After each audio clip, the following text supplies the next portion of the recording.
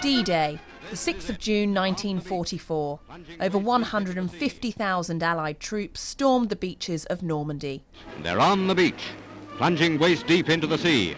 The Mammoth operation marked the beginning of the end of the Second World War. But this attack to liberate Europe from German occupation would never have been as successful without the code-breaking computer Colossus. The computer was Colossus by name, but the task it was undertaking was colossal by nature. Between 1944 and 1945, the computer decoded over 13,500 messages between Hitler and his army commanders. And these are some of the women behind it, who helped build and operate Colossus. Margaret Bullen helped wire the computer. I'd never used a soldering iron in my life. I didn't know what you did with it. It was quite extraordinary how quickly I learned about it. At 17, she had no idea of the magnitude of the job she'd taken on. The first thing we did was to sign the Official Secret Act, because we mustn't, and I mean that to me was, well, you didn't say anything. I don't think my parents knew what I did.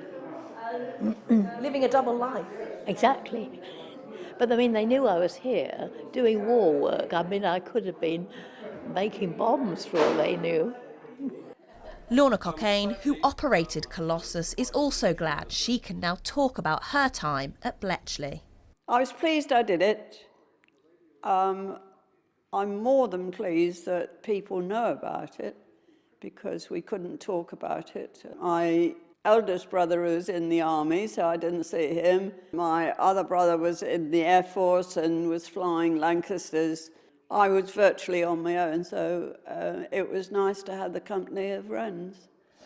With next week marking the 75th anniversary of the D-Day landings, a new exhibit at the National Museum of Computing is celebrating the contribution these women made to the Second World War.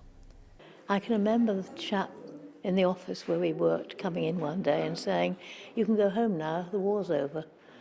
Just like that, the war's over, you can go home. It's their stories that will keep the legacy of Bletchley Park's Wrens alive. Helen Mulroy, BBC Look East.